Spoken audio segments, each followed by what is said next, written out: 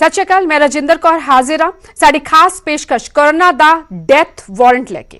पिछले साल चीन दे वुहान तो शुरू होया कोरोना वायरस कोविड-19 हुण तक दुनिया दे 188 मुल्कां तक फैल चुके हैं। हुण तक दुनिया भर च करीब 1 करोड़ लोग इस वायरस की चपेट विच आ चुके हैं, पर इसकी रोकथाम लिए कोई वैक्सीन नहीं बना पाया। हालांकि दुनिया भर के वख-वख हिस्सों च रिसर्च टीमां लगातार काम कर रही ने, पर कामयाबी हुण तक नहीं मिली। इस विचाले चंगी खबर आ रही है कि भारत विच 15 अगस्त को कोरोना की वैक्सीन कोवैक्सीन लॉन्च हो सकती है। भारत बायोटेक को इसके ट्रायल की मंजूरी मिल चुकी है। जे ट्रायल सफल रहा तो यह वड्डी कामयाबी होगी भारत समेत दुनिया भर लिए।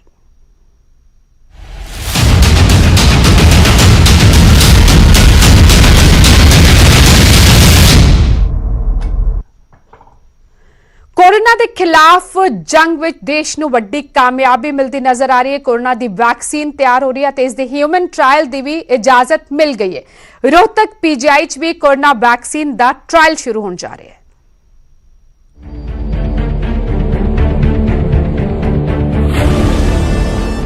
दुनिया के तमाम वड्डे मुल्क कोरोना की वैक्सीन की खोज विच जुटे हुए ने, पर कोरोना के खिलाफ हिंदुस्तान नूं वड्डी कामयाबी मिलती नजर आ रही है। सब कुछ ठीक रहा तो 15 अगस्त को कोवैक्सीन लॉन्च हो सकती है। इस वैक्सीन हैदराबाद की फार्मास्यूटिकल कंपनी भारत बायोटेक तैयार कर रही है, जिसका जानवरों ते ट्रायल सफल रहा है। हुण वारी इंसानां ते इसनूं आजमाण दी है। 7 जुलाई को कोवैक्सीन का ह्यूमन ट्रायल शुरू होएगा। डीसीजीआई ने रोहतक पीजीआई समेत 13 संस्थावां नूं कोरोना वैक्सीन के ह्यूमन ट्रायल की इजाजत दे दी है। ट्रायल सफल होने ते वैक्सीन नूं लॉन्च किया जाएगा। भारत के अंदर भी जो वैक्सीन बनाने के लिए भारत बायोटेक ने जो इनिशिएटिव लिया है, इसके तहत पूरे देश के अंदर 13 सेंटर ऐसे हैं जहां पर ये वैक्सीन बनाने के लिए ट्रायल किए जा रहे हैं। इसके लिए जो इनिशियल ट्रायल हैं वो वीरोसेल लाइन पे किए गए थे। उसके बाद कुछ एनिमल स्टडीज़ की गई हैं जो रैट्स, माइस, रैबिट्स के अंदर की गई हैं। और उसके बाद जब हमें ये पता चला कि ये जो इसके अंदर वैक्सीन यूज़ किया जा रहा है, जो कोरोना का जो वायरस है उसको किल करके उसके बाद में उसको एंटीबॉडी बनाने के लिए, आईजीजी बनाने के लिए जो इस्तेमाल किया गया एनिमल्स के अंदर, तो ये कारगर पाया गया है। सो इसका मतलब है कि रोहतक पीजीआई को वैक्सीन का ह्यूमन ट्रायल शुरू होने जा रहा है। वैक्सीन के ट्रायल तो पहला शख्स की इजाजत लेती जाएगी। मंजूरी होने तो बाद ही ट्रायल शुरू किया जाएगा। ये ट्रायल 2 फेजेस विच होएगा। पहले फेज विच 375 और दूजे फेज विच 750 लोगों ते ट्रायल किया जाएगा। वैक्सीन के इस्तेमाल तो पहला उस शख्स का फुल बॉडी चैकअप होएगा, जिस विच इसकी भी जांच की जाएगी कि वह शख्स किसी बीमारी तो पीड़ित है या नहीं। डॉक्टर्स वैक्सीन देने तो पहला ते वैक्सीन देने तो बाद एंटीबॉडी लेवल की तुलना करेंगे। ओपी कालरा ने दस्सिया कि वर्ल्ड हेल्थ ऑर्गेनाइजेशन के मुताबिक एंटीबॉडी लेवल 4 गुणा वधदा है तो कोवैक्सीन कोरोना नूं हराने च कारगर साबित होगी।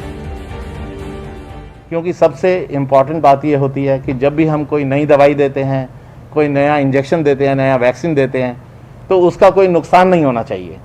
तो बहुत ही केयरफुली ये दवाई दी जाएगी, और जब ये दवाई दी जाएगी, वैक्सीन दिया जाएगा, तो इसके साथ ही हम लाइफ सेविंग मेडिसिन जो हैं वो साथ में रखेंगे, ताकि अगर किसी को कोई ऐसा एडवर्स इफेक्ट होता है तो उसकी एकदम हिफाजत की जाए। कोरोना के खिलाफ जंग विच कामयाबी होने ज्यादा दूर नहीं, वैक्सीन का इंतजार है अते इसते इंसानां ते सफल ट्रायल होने का इंतजार है। रोहतक तो धीरेंद्र चौधरी के नाल ब्यूरो रिपोर्ट न्यूज़ 18। उधर कोविड मरीजों के इलाज प्लाज्मा थेरेपी भी हाले तक काफी कारगर साबित हो रही। देश की राजधानी देश प्लाज्मा बैंक भी खोला गया है, जिथे कोरोना नाल ठीक हो चुके मरीज अपना प्लाज्मा डोनेट कर सकते हैं। उधर पीजीआई चंडीगढ़ के डॉक्टर भी इस गल नूं मनते ने कि प्लाज्मा थेरेपी के रिजल्ट काफी चंगे आ रहे हैं बजाय होर दवाइयां दे। हमारे जो रिज़ल्ट्स हैं अभी तक विद गॉड्स ग्रेस वो बड़े अच्छे आ रहे हैं प्लाज्मा थेरेपी के, क्योंकि इसका कोई उतना नुकसान नहीं है लेकिन फ़ायदे ज़्यादा हैं। तो अगर ये पेशेंट हमारे पास उस कंडीशन में आते हैं तो जिनको भी हमने दी है अभी तक सारे ही ठीक चल रहे हैं।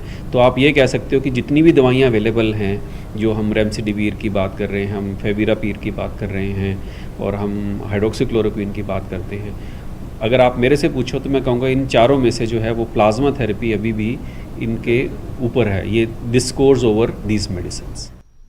सो जी ਭਾਰਤ ਬਾਇਓਟੈਕ ਜਿਹੜਾ ਕਿ ਇਸ ਵੈਕਸੀਨ ਦਾ ਟ੍ਰਾਇਲ ਕਰਨ ਜਾ ਰਿਹਾ ਹੈ, ਹਿਊਮਨ ਟ੍ਰਾਇਲ ਕਰਨ ਜਾ ਰਿਹਾ ਹੈ, ਜੇ ਟ੍ਰਾਇਲ ਸਫਲ ਰਹਿੰਦਾ ਤੇ ਵੱਡੀ ਕਾਮਯਾਬੀ ਭਾਰਤੀ ਵਿਗਿਆਨੀਆਂ ਲਈ ਵੀ ਹੋਏਗੀ ਜੇ ਕੋਰੋਨਾ ਦੇ ਖਿਲਾਫ ਇੱਕ ਵੈਕਸੀਨ ਲੱਭੀ ਜਾ ਸਕਦੀ ਹੈ, ਕਿਉਂਕਿ ਦੁਨੀਆ ਭਰ ਦੇ तमाम ਦੇਸ਼ਾਂ ਵਿੱਚ ਰਿਸਰਚ ਟੀਮਾਂ ਜੁਟੀਆਂ ਹੋਈਆਂ ਨੇ। ਹਾਲੇ ਤੱਕ ਦਵਾਈ ਉਦਯੋਗ ਵਿੱਚ ਭਾਰਤ ਦੀ ਕੀ ਭੂਮਿਕਾ ਰਹੀ ਹੋਈ ਤੁਹਾਨੂੰ ਦੱਸਿਆ। ਭਾਰਤ ਦੁਨੀਆ 'ਚ ਜੈਨਰਿਕ ਦਵਾਈਆਂ ਤੇ ਟੀਕਿਆਂ ਦਾ ਸਭ ਤੋਂ ਵੱਡਾ ਨਿਰਮਾਤਾ ਹੈ। ਭਾਰਤ ਵਿੱਚ polio, pneumonia, rotavirus, BCG, ਖਸਰਾ, ਰੁਬੈਲਾ ਦੀ वैक्सीन जड़ी है वो बढ़ी है। माहिरा मुताबिक एक टीका विकसित होने च दहाके नहीं, आम तौर पर कई साल लगते हैं।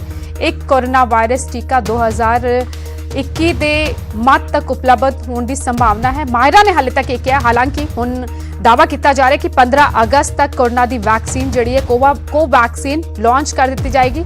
नवे वायरस से लगभग 12 तो 18 महीनों बाद हो सकता है कि ये ਲੱਭੀ ਜਾ ਸਕੇ, पर जे कोवैक्सीन ਦਾ ਹਿਊਮਨ ਟ੍ਰਾਇਲ ਸਫਲ ਰਹਿੰਦਾ ਹੈ ਅਤੇ 15 ਅਗਸਤ ਨੂੰ ਕੋਵੈਕਸੀਨ ਲਾਂਚ ਹੁੰਦੀ ਹੈ ਤਾਂ ਭਾਰਤ ਵਿੱਚ 6 ਮਹੀਨਿਆਂ ਦੇ ਅੰਦਰ ਇਸ ਵਾਇਰਸ ਦੀ ਕੋਰੋਨਾ ਵਾਇਰਸ ਦੀ ਵੈਕਸੀਨ ਜਿਹੜੀ ਹੈ ਉਹ ਲੱਭੀ ਜਾ ਸਕੇਗੀ। ਫਿਲਹਾਲ ਦਾਅਵਾ ਕੀਤਾ ਜਾ ਰਿਹਾ ਹੈ ਕਿ ਜਾਨਵਰਾਂ ਤੇ ਜਿਹੜਾ ਟ੍ਰਾਇਲ ਕੀਤਾ ਗਿਆ ਹੈ ਉਹ ਸਫਲ ਰਿਹਾ ਹੈ ਅਤੇ ਹੁਣ ਹਿਊਮਨ ਟ੍ਰਾਇਲ ਦਾ ਜਿਹੜਾ ਹੈ ਹਿਊਮਨ ਟ੍ਰਾਇਲ ਦੀ ਕੋਸ਼ਿਸ਼ ਹੋਏਗੀ। ਹਿਊਮਨ ਟ੍ਰਾਇਲ ਲਈ ਇਜਾਜ਼ਤ ਜਿਹੜੀ ਹੈ ਉਹ ਮਿਲ ਚੁੱਕੀ ਹੈ।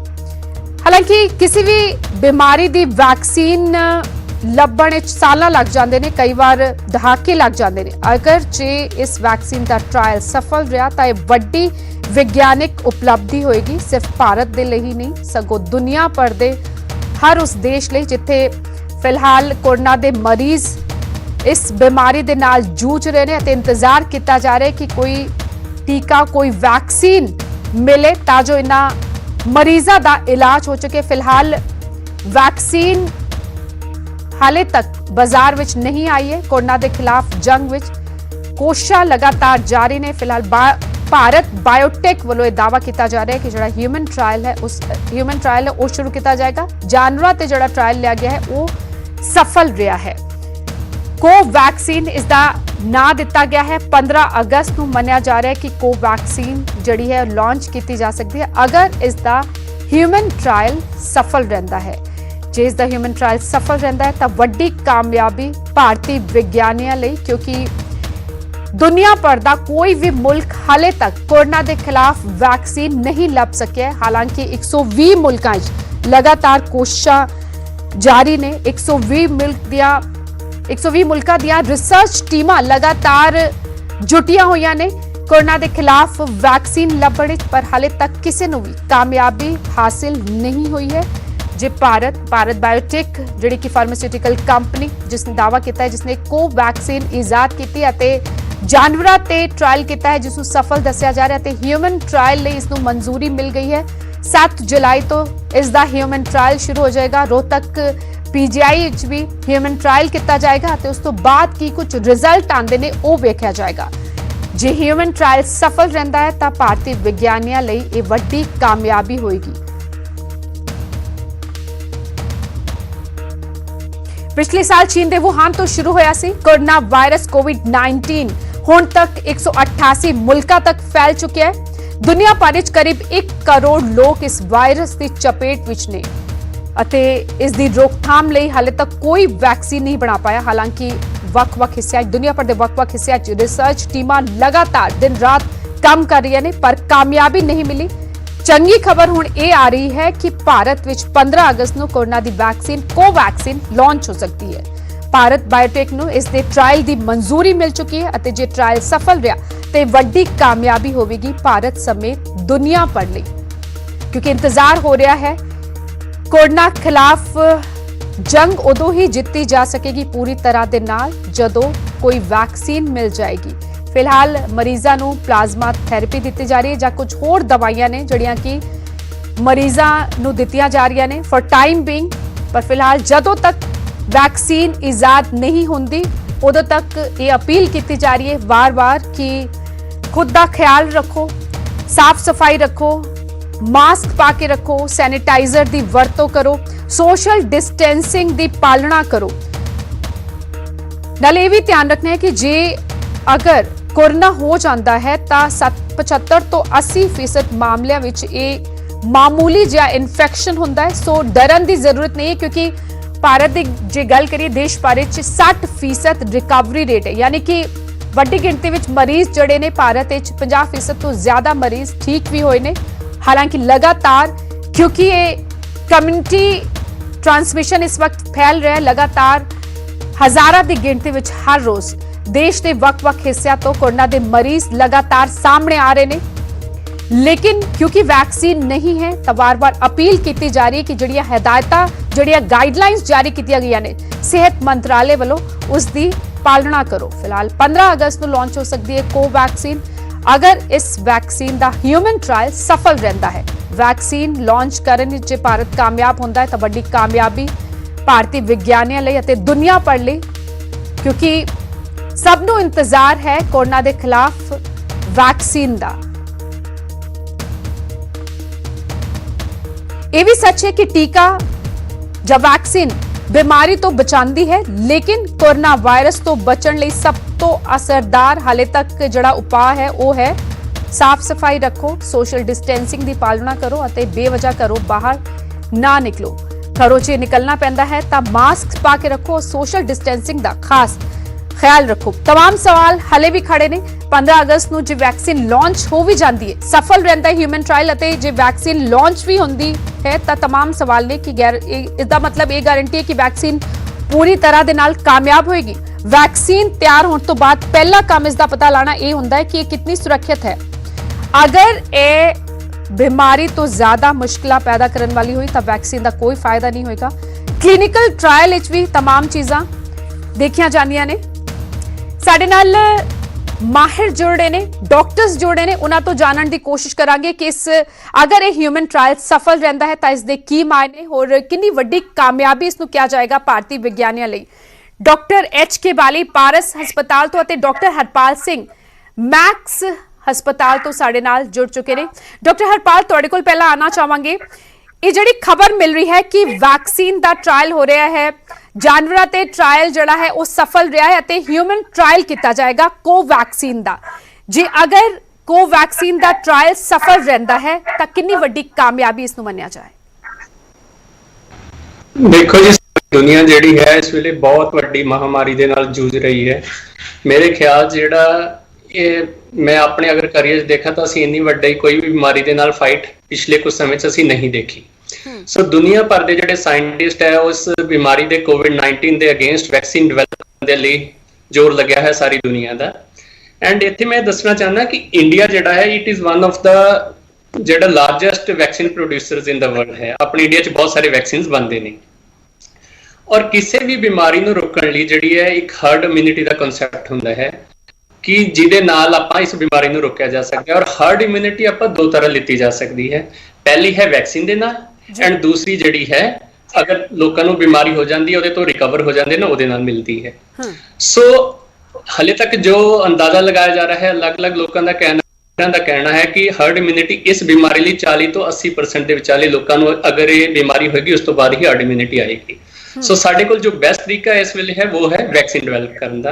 एंड इंडिया इहदे विच काफ़ी अच्छा कर रहा है और जिस तरह न्यूज़ आ रही है कि 15 अगस्त तक सरकार ने एक टीचा रखा है कि अगस्त तक आप वैक्सीन जिहड़ा है जनरल पब्लिकली डिवेलप करना है। सो दे लई human trials phase 1 and phase trial 2 जिहड़े ट्रायल्स है वो चल रहे हैं। डॉक्टर हरपाल ये भी जानना चाहांगे, एक वैक्सीन का ट्रायल जे जानवरां ते सफल रहता है तो कितने चांसेस होंदे ने कि वो ट्रायल इंसानां ते भी सफल रहेगा? ये काफ़ी अच्छे चांसेस रहते हैं। और दूसरा ये होंदा है कि जिस तरह ये आपां पहली बारी नहीं कि आपां किसी वायरस डिजीज के अगे आपां अगेंस्ट वायरस वैक्सीन डिवेलप कर रहे हैं। पहला भी जिस तरह इस नाल रिलेटेड है इट इज़ बेसिकली निमोनिया करता है कोविड-19 ਨਾਲ ਜ਼ਿਆਦਾਤਰ। ਸੋ ਆਪਾਂ ਇਨਫਲੂਐਂਜ਼ਾ ਦਾ ਜਿਹੜਾ ਵੈਕਸੀਨ ਹੈ ਉਹ ਕਾਫੀ ਸਫਲ ਰਿਹਾ ਹੈ। H1N1 ਆਇਆ ਸੀ 2009 ਦੇ ਵਿੱਚ, ਜਿਹਨੂੰ ਆਪਾਂ ਸਵਾਈਨ ਫਲੂ ਵੀ ਕਹਿੰਦੇ ਹਾਂ, ਉਹਦੇ ਵਿੱਚ ਵੀ ਕਾਫੀ ਸਫਲ ਰਿਹਾ। ਇਸ ਲਈ ਚਾਂਸਿਸ ਹੈ ਕਿ ਇਹਦੇ ਸਫਲ ਹੋ ਜਾਣ ਦੇ ਚਾਂਸਿਸ ਕਾਫੀ ਜ਼ਿਆਦਾ ਨੇ। ਡਾਕਟਰ HK ਬਾਲੀ ਪਾਰਸ ਹਸਪਤਾਲ ਤੋਂ ਵੀ ਸਾਡੇ ਨਾਲ ਜੁੜੇ ਹੋਏ ਨੇ। ਡਾਕਟਰ ਬਾਲੀ, ਇਹ ਜਾਨਣਾ ਚਾਹਾਂਗੇ ਕਿ ਜਦੋਂ ਇੱਕ ਵੈਕਸੀਨ ਦਾ ਕਲੀਨਿਕਲ ਟ੍ਰਾਇਲ ਹੁੰਦਾ ਹੈ, ਉਸ ਦੇ ਕੀ ਮਾਇਨੇ ਹੁੰਦੇ ਨੇ? मैं समझता हूं कि जो वैक्सीन है, जैसा डॉक्टर हरपाल ने बताया, वो हमारा बेस्ट ऑप्शन है वायरस के अगेंस्ट। बट जो वैक्सीन हम लगाते हैं वो नॉर्मल लोगों को लगाते हैं, और जैसा हमने देखा कि 80 to 85% जो लोग हैं वो एसिम्प्टोमेटिक होते हैं या माइल्डली एसिम्प्टोमेटिक होते हैं। तो किसी भी वैक्सीन का बेसिक जो फॉर्मेट है ये है कि वो बड़ी सेफ होनी चाहिए, उसके कोई साइड इफेक्ट्स नहीं होने चाहिए और उसकी एफिकेसी होनी चाहिए। तो ये जो सेफ्टी हम देखते हैं, ये फेज 1, 2, 3 ट्रायल में देखते हैं, लार्ज स्केल में लोगों को वैक्सीन करके देखते हैं कि उसकी कोई कॉम्प्लिकेशन ना हो, साइड इफेक्ट ना हो। तो एक लंबा प्रोसेस है, और अभी तक जो वैक्सीन हमने बनाई है दुनिया में, मीजल्स के फॉर एग्जाम्पल हम देखें तो उसमें भी हमें सारे ट्रायल्स करते हुए कुछ 3-4 साल लग गए थे। तो दुनिया भर में क्योंकि ये महामारी है, इसलिए प्रोसेस को छोटा करने की कोशिश है, और हम समझते हैं कि अगले कुछ 12 महीने तक ये वैक्सीन बन पाएगी। अभी जो आज की न्यूज आई है कि अगस्त तक हम इसको रिलीज करना चाहेंगे, उसके बारे में मुझे एप्लीकेशन है कि हम ये जो ट्रायल को फास्ट ट्रैक पे कर रहे हैं, उसमें क्या हम उसी लेवल की सेफ्टी प्रोफाइल इसका देख पाएंगे जितना कि हमें वैक्सीनेशन में करने के लिए जरूरी है। तो मैं ऑप्टिमिस्ट हूं कि ये जो आज की न्यूज आई है, बट उसमें ये देखना जरूरी है कि हम किसी सेफ्टी प्रोफाइल में कंप्रोमाइज ना करें।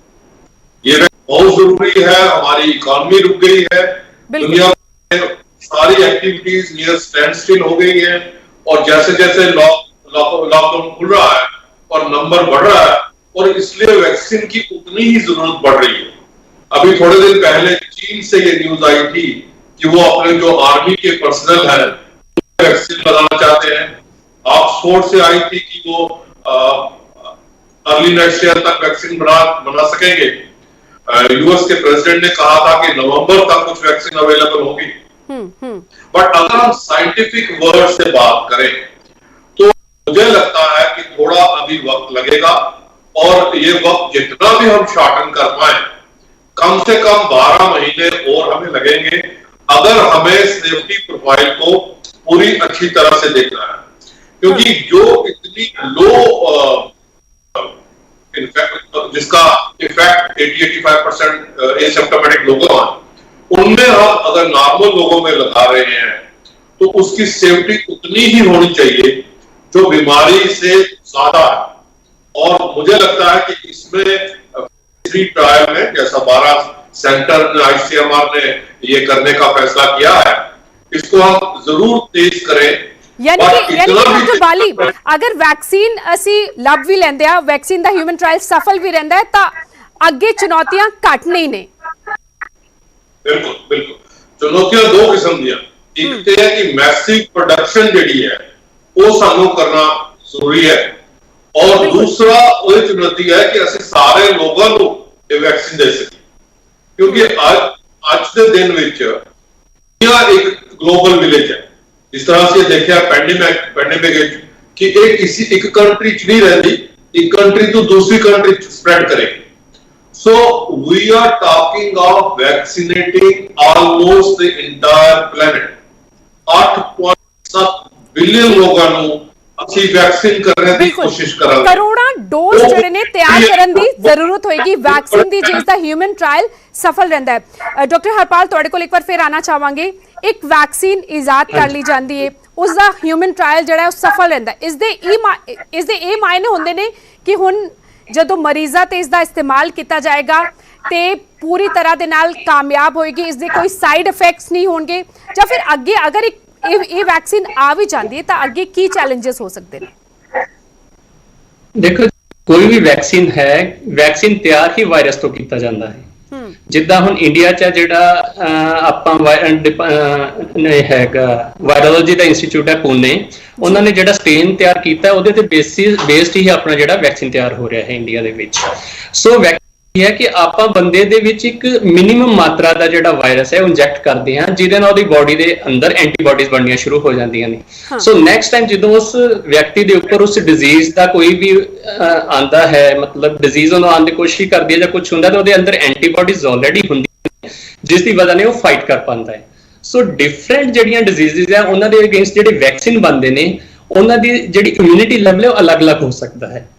ਇਹ ਵੇਰੀ ਕਰਦਾ ਹੈ ਹਰ ਇੱਕ ਬਿਮਾਰੀ ਦੇ ਹਿਸਾਬ ਨਾਲ। ਕੁਝ ਬਿਮਾਰੀਆਂ ਨੇ, ਜਿਵੇਂ ਸਾਡੀ ਚਿਕਨ ਪੌਕਸ ਹੈ, ਉਹਦੇ ਵਿੱਚ ਸਾਡੀ ਇਮਿਊਨਿਟੀ ਜਿਹੜੀ 100% ਹੈ, ਮਤਲਬ ਬੰਦੇ ਨੂੰ ਇੱਕ ਵਾਰੀ ਬਿਮਾਰੀ ਹੋ ਗਈ ਉਹ ਦੁਬਾਰਾ ਹੋਏਗੀ ਨਹੀਂ, ਚਾਂਸਸ ਬਹੁਤ ਘੱਟ ਨੇ।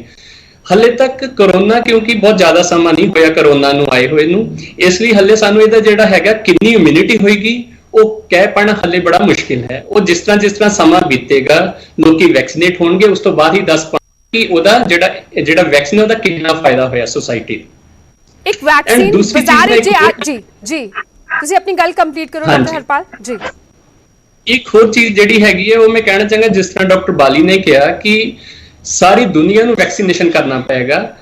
ਇਹਦੇ ਵਿੱਚ ਗਵਰਨਮੈਂਟ ਨੇ ਇੱਕ ਪਲੈਨਿੰਗ ਕਰਨੀ ਪਏਗੀ ਕਿ ਕਿਹੜੇ ਹਾਈ ਰਿਸਕ ਗਰੁੱਪ ਹੈ ਜਿਨ੍ਹਾਂ ਨੂੰ ਵੈਕਸੀਨੇਸ਼ਨ ਪਹਿਲਾਂ ਦੇਣਾ ਹੈ, ਔਰ ਕਿਹੜੇ ਲੋ ਰਿਸਕ ਗਰੁੱਪ ਹੈ ਜਿਨ੍ਹਾਂ ਨੂੰ ਵੈਕਸੀਨੇਸ਼ਨ ਬਾਅਦ ਦੇ ਵਿੱਚ ਦੇਣਾ ਹੈ। ਜਿਵੇਂ ਕਿ ਹੈਲਥ ਕੇਅਰ ਵਰਕਰਸ ਹੋ ਗਏ, ਜਾਂ ਟ੍ਰਾਂਸਪਲਾਂਟ ਪੇਸ਼ੈਂਟ ਹੋ ਗਏ, ਜਾਂ ਲੋਕ ਜਿਨ੍ਹਾਂ ਦੀ 60 ਸਾਲ ਤੋਂ ਉਮਰ ਜ਼ਿਆਦਾ ਹੈ, ਉਹਨਾਂ ਨੂੰ ਇਹ ਵਲਨਰੇਬਲ ਗਰੁੱਪ ਹੈ। ਇਹਨਾਂ ਵੈਕਸੀਨ ਦੀ ਜਿਹੜੀ ਅਗਰ ਬਣਦਾ ਵੀ ਹੈ ਤਾਂ ਸਭ ਤੋਂ ਪਹਿਲਾਂ ਤਰਜੀਹ ਜਿਹੜੀ ਗਵਰਨਮੈਂਟ ਨੂੰ ਦੇਣੀ ਪੈਗੀ ਉਹ ਇਹਨਾਂ ਲੋਕਾਂ ਨੂੰ ਦੇਣੀ ਪੈਗੀ, ਐਂਡ ਸਬਸੀਕੁਐਂਟਲੀ ਬਾਕੀ ਪੋਪੂਲੇਸ਼ਨ ਦੇ ਜਿਹੜਾ ਹੈਗਾ ਵੈਕਸੀਨ ਉਹਨਾਂ ਨੂੰ ਦਿੱਤਾ ਜਾ ਸਕਦਾ ਹੈ। ਡਾਕਟਰ ਹਰਪਾਲ, ਪਰ ਜਦੋਂ ਤੱਕ ਵੈਕਸੀਨ ਬਾਜ਼ਾਰ ਵਿੱਚ ਨਹੀਂ ਆਂਦੀ, 15 ਅਗਸਤ ਤੱਕ ਅਸੀਂ ਜਿਹੜਾ ਹੈ ਇੰਤਜ਼ਾਰ ਕਰਾਂਗੇ, ਸਾਨੂੰ ਇੰਤਜ਼ਾਰ ਕਰਨਾ ਪਏਗਾ। ਪਰ ਜਦੋਂ ਤੱਕ ਵੈਕਸੀਨ ਬਾਜ਼ਾਰ ਵਿੱਚ ਨਹੀਂ ਆਂਦੀ, ਜ਼ਰੂਰ ਜਿਹੜੇ ਦਰਸ਼ਕ ਨਿਊਜ਼ 18 ਇਸ ਵਕਤ ਵੇਖ ਰਹੇ ਨੇ ਉਹਨਾਂ ਨੂੰ ਜ਼ਰੂਰ ਸੁਨੇਹਾ ਦਿਓ ਕਿ ਕੀ ਕੁਝ ਕਰਨ ਕੋਰੋਨਾ ਤੋਂ ਬਚਣ ਲਈ। ਦੇਖੋ ਜੀ, ਜਦੋਂ ਤੱਕ ਵੈਕਸੀਨ ਨਹੀਂ ਆਂਦੀ ਤਾਂ ਉਦੋਂ ਤੱਕ ਕਿਵੇਂ ਆਪਾਂ ਸਿਰਫ ਕਰੋਨਾ ਤੋਂ ਦੂਰ ਰਹਿ ਕੇ ਹੀ ਬਚਾਅ ਕੀਤਾ ਜਾ ਸਕਦਾ ਹੈ। ਸੋ ਸਭ ਤੋਂ ਪਹਿਲੀ ਚੀਜ਼ ਹੈ ਕਿ ਇਹਦੇ ਵਿੱਚ ਸਾਡੀ ਜਿਹੜੀ ਆ ਇਮਿਊਨਿਟੀ ਹੀ ਸਾਡੀ ਜਿਹੜੀ ਸਭ ਤੋਂ ਵਧੀਆ ਦੋਸਤ ਹੈ ਕਰੋਨਾ ਨੂੰ ਫਾਈਟ ਕਰਨ ਲਈ। ਅਸੀਂ ਆਪਣੀ ਇਮਿਊਨਿਟੀ ਨੂੰ ਬੂਸਟ ਅਪ ਕਰਕੇ ਰੱਖ ਸਕਦੇ ਹਾਂ। ਇਮਿਊਨਿਟੀ ਨੂੰ ਬੂਸਟ ਕਰਨ ਲਈ ਸਾਨੂੰ ਆਹਾਰ ਲੈਣਾ ਚਾਹੀਦਾ ਹੈ, ਸਹੀ ਤਰ੍ਹਾਂ ਸੋਣਾ ਚਾਹੀਦਾ ਹੈ, ਪ੍ਰੋਪਰ ਨੀਂਦ ਲੈਣੀ ਚਾਹੀਦੀ ਹੈ। ਜ਼ਰੂਰ ਦੱਸੋ ਡਾਕਟਰ ਹਰਪਾਲ, ਕੀ ਕੁਝ ਖਾਣਾ ਚਾਹੀਦਾ ਕਿ ਇਮਿਊਨਿਟੀ ਵਧੇ?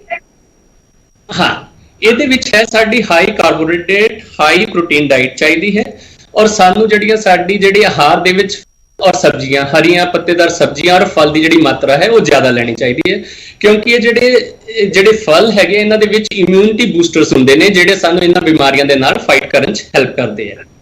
ਸਾਨੂੰ ਅੱਛੀ ਨੀਂਦ ਲੈਣੀ ਚਾਹੀਦੀ ਹੈ, ਔਰ ਸਾਨੂੰ ਰੋਜ਼ਾਨਾ ਐਟਲੀਸਟ 45 ਮਿੰਟ ਜਿਹੜੀ ਕਿਸੇ ਫਾਰਮ ਦੀ ਜਿਹੜੀ ਐਕਸਰਸਾਈਜ਼ ਹੈ ਉਹ ਕਰਨੀ ਚਾਹੀਦੀ ਹੈ। ਉਹ ਵਾਕ ਵੀ ਹੋ ਸਕਦੀ ਹੈ, ਉਹ ਯੋਗਾ ਵੀ ਹੋ ਸਕਦਾ ਹੈ, ਪ੍ਰਾਣਾਯਾਮ ਵੀ ਹੋ ਸਕਦਾ ਹੈ। ਸੋ ਸਾਰੀ ਮਿਲ ਜੁਲ ਕੇ ਸਾਨੂੰ 45 ਮਿੰਟ ਤੋਂ ਲੈ ਕੇ 1 ਆਵਰ ਦੀ ਜਿਹੜੀ ਐਕਸਰਸਾਈਜ਼ ਹੈ ਉਹ ਡੇਲੀ ਕਰਨੀ ਚਾਹੀਦੀ ਹੈ ਜੀ। ਇਸ ਤੋਂ ਇਲਾਵਾ ਜਿਹੜੇ ਸਪੈਸ਼ਲ ਗਰੁੱਪ, ਜਿਹੜੇ ਵਲਨਰੇਬਲ ਗਰੁੱਪ ਹੈ, ਜਿਸ ਨੂੰ ਕਹਿ ਰਹੇ ਸੀ, ਜਿਸ ਤਰ੍ਹਾਂ ਸਾਡੇ ਟ੍ਰਾਂਸਪਲਾਂਟ ਪੇਸ਼ੈਂਟਸ ਹੈਗੇ ਨੇ, ਸਾਡੇ 올ਡ ਏਜ ਪੇਸ਼ੈਂਟਸ ਲੋਕ ਹੈਗੇ ਨੇ, ਜਾਂ ਫਿਰ ਸਾਡੇ ਡਾਇਬਟਿਕ ਇੰਡੀਵਿਜੂਅਲਸ ਹੈ, ਉਹਨਾਂ ਨੂੰ ਆਪਣੀ ਸਿਹਤ ਦਾ ਜ਼ਿਆਦਾ ਧਿਆਨ ਰੱਖਣਾ ਪਏਗਾ। ਸ਼ੂਗਰ ਦਾ ਕੰਟਰੋਲ ਅੱਛਾ ਹੋਣਾ ਚਾਹੀਦਾ ਹੈ। ਕਈ ਵਾਰੀ ਹੁੰਦਾ ਕਿ ਆਪਾਂ ਜ਼ਿਆਦਾ ਸ਼ੂਗਰ ਤੇ ਧਿਆਨ ਨਹੀਂ ਕਰਦੇ ਕਿ ਚਲੋ ਕੋਈ ਨਹੀਂ 200 ਪਲੱਸ ਹੋ ਗਿਆ, ਕੋਈ ਗੱਲ ਨਹੀਂ। ਜਿਹੜੇ ਲੋਕ ਲੱਗ ਰਹੇ ਨੇ, ਆਪਣੇ ਜਿਹੜੇ ਡਾਕਟਰ ਹੈ ਉਹਦੇ ਸਲਾਹ ਦੇ ਨਾਲ ਸਾਨੂੰ ਆਪਣੀ ਸ਼ੂਗਰ ਨੂੰ ਕੰਟਰੋਲ ਅੱਛਾ ਕਰਨਾ ਚਾਹੀਦਾ ਹੈ, ਕਿਉਂਕਿ ਮੈਂ ਹਲੇ ਤੱਕ ਮੇਰਾ ਜੋ ਐਕਸਪੀਰੀਅੰਸ ਹੈ ਕੋਵਿਡ ਦੇ ਨਾਲ, ਜਿੰਨੇ ਵੀ ਮੈਂ ਪੇਸ਼ੈਂਟ ਦੇਖਿਆ ਕੋਵਿਡ ਦੇ, ਆਲ ਵਰ ਡਾਇਬੀਟਿਕ। ਸੋ ਡਾਇਬਟਿਕ ਪੇਸ਼ੈਂਟਸ ਨੂੰ ਜਿਹੜਾ ਹੈ ਉਹ ਜ਼ਿਆਦਾ ਧਿਆਨ ਰੱਖਣਾ ਪਏਗਾ। ਡਾਕਟਰ ਬਾਲੀ, ਤੁਹਾਡੇ ਕੋਲ ਆਣਾ ਚਾਹਾਂਗੇ ਕਿ कोरोना का खौफ बहुत ज्यादा है, पर कोरोना का मतलब मौत नहीं है। रिकवरी रेट भी साडा जोड़ा भारत की गल करिए तो देश का रिकवरी रेट भी चंगा है, 50% तो ज्यादा, 60% तो ज्यादा है रिकवरी रेट।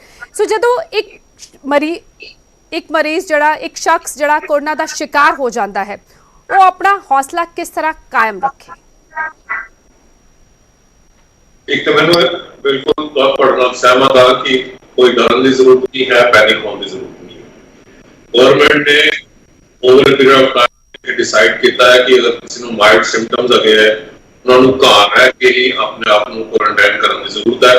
और जिस तरह डॉक्टर हरपाल ने दसिया कि सानू वो सारी चीज़ां करनी चाहिए जिस करके साडी इम्यूनिटी स्ट्रांग होनी। डाइट भी है, एक्सरसाइज भी है और नींद अच्छी नींद भी है और रिलैक्सेशन एक्सरसाइज, और कुछ ऐसे इम्यूनो बूस्टर्स है जो आयुर्वेदा भी है, एलोपैथिक भी है, ਜਿਹੜੇ ਅਸੀਂ ਲੈ ਸਕਦੇ। ਉਹਦੇ ਕੋਲ ਇੰਪੋਰਟੈਂਟ ਚੀਜ਼ ਇਹ ਹੈ ਕਿ ਜਿਸ ਅਸੀਂ ਕੁਆਰੰਟਾਈਨ ਕਰ ਰਹੀ ਹੋਏ, ਚਾਹੇ ਉਹ ਘਰ ਵਿੱਚ ਹੋਏ, ਕੋਈ ਗਵਰਨਮੈਂਟ ਡੈਸਿਗਨੇਟਡ ਪਲੇਸ ਹੋਏ, ਸਾਨੂੰ ਕੁਝ ਚੀਜ਼ਾਂ ਦਾ ऑब्जर्व करना है। एक देखना पैना कि कोई ब्रीदिंग डिफिकल्टी तो नहीं हो रही, साह की दिक्कत नहीं आ रही, और किसी को बुखार बहुत ज्यादा। पर डॉक्टर बाली इस वक्त मॉनसून का मौसम है, आम तौर पे फ्लू लोगों को हो जाता है, लोग डायग्नोज नहीं कर पा रहे, थोड़ा जिहा खांसी जुकाम होता है तो लोग डर जाते हैं कि कोरोना तो नहीं है, खौफ इतना ज्यादा है। ये बिल्कुल ठीक है कि इस वेले सानू स्वाइन फ्लू या फ्लू का भी मौसम आ गया है, भी मरीज आएंगे, और वर्ल्ड वाइड ਅਸੀਂ ਥੋੜਾ ਜਿਹਾ ਕੰਸਰਨ ਹੈ ਕਿ ਡਬਲ ਵੈਮੀ ਦੇ ਦੋਨੋਂ ਬਿਮਾਰੀਆਂ ਵੀ ਹੋ ਸਕਦੀਆਂ, ਤੇ ਸਾਨੂੰ ਟੈਸਟ ਕਰਾਉਣਾ ਚਾਹੀਦਾ, ਐਕਸਟੈਂਸਿਵ ਟੈਸਟਿੰਗ ਕਰਾਉਣੀ ਚਾਹੀਦੀ ਹੈ ਕੋਵਿਡ ਦੇ ਬਾਰੇ। ਪਰ ਮੈਂ ਤੁਹਾਨੂੰ ਇਹ ਦੱਸ ਰਿਹਾ ਸੀਗਾ ਕਿ ਘਰ ਹਰ ਫੈਮਿਲੀ ਨੂੰ ਇੱਕ ਆਕਸੀਮੀਟਰ ਰੱਖਣਾ ਚਾਹੀਦਾ, ਕਿ ਜਿਸ ਵੇਲੇ ਵੀ ਆਕਸੀਜਨ ਸੈਚੂਰੇਸ਼ਨ ਜਿਹੜੀ ਹੈ ਉਹ ਡ੍ਰੌਪ ਕਰਦੀ ਹੈ 94 95 नीचे आती है, 92 तो नीचे आती है, तो उस वेले सानू थोड़ा ज्यादा कंसर्न होना चाहिए। 90 ਦੇ ਥੱਲੇ ਆਂਦੀ ਹੈ ਤੇ ਡਾਕਟਰ ਨੂੰ ਕੰਸਲਟ ਕਰਨਾ ਚਾਹੀਦਾ। ठीक है, इन्हां चीज़ों का ख्याल रखना चाहिए। ठीक है, शुक्रिया डॉक्टर बाली, शुक्रिया डॉक्टर हरपाल साडे नाल जुड़न लई, क्योंकि समा दी थोड़ी कमी है, सो इस प्रोग्राम नूं सानू इत्थे खत्म करना होएगा। शुक्रिया दोनों डॉक्टर्स का जिन्हां ने बहुत अहम जानकारियां जड़ियां ने सांझियां कीतियां ने। भारत कोरोना दी वैक्सीन बनाउण दे बिल्कुल करीब है, किया जा रहा है ह्यूमन ट्रायल जड़ा कोवैक्सीन दा होण जा रहा है। 15 अगस्त नूं कोवैक्सीन कोरोना के खिलाफ लॉन्च हो सकती है, लेकिन जदों तक वैक्सीन बाजार विच नहीं आती उदों तक तुहानूं खुद अपना ख्याल रखना होएगा। कोरोना तो खौफ खाण दी नहीं, सगों सुचेत होने की जरूरत है। खुद का ख्याल रखो, साफ सफाई का ध्यान रखो, मास्क पा के रखो, जे बाहर जाते हो सोशल डिस्टेंसिंग का ख्याल रखो। फिलहाल इस खास पेशकश